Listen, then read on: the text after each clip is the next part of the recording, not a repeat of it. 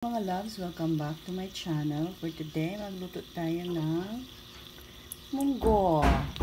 Ayan mga loves, nilagay ko na yung ginger. Ilina ko na siya. Igisa. Nilagay ko yung mga sahog na iba.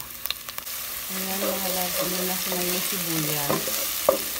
Tapos yung ahos next because yun na. Mas matagal maano ang sibuyas kasi sa ahos. Ayan, may ahos na. Then next natin yung kamatis at kalabasa. So, andyan na yung kamatis ng halas. Ilagay lang natin yung kalabasa at imitas-mitas natin yan.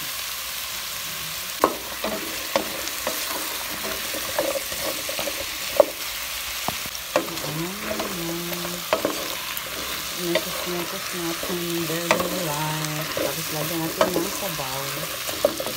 So, ano lang. Para malapit na talaga siya. Kasi dahil pa ito. Ilagay natin itong cubes pork dyan para may lasa naman. Ayan mga loves, nilagay ko na yung mga buto-buto at ang munggo. Ilagay ko yan mamaya. Maliit lang kasi yung munggo mga loves. Lutuin lang natin ng cabbage and let's eat na. Yan.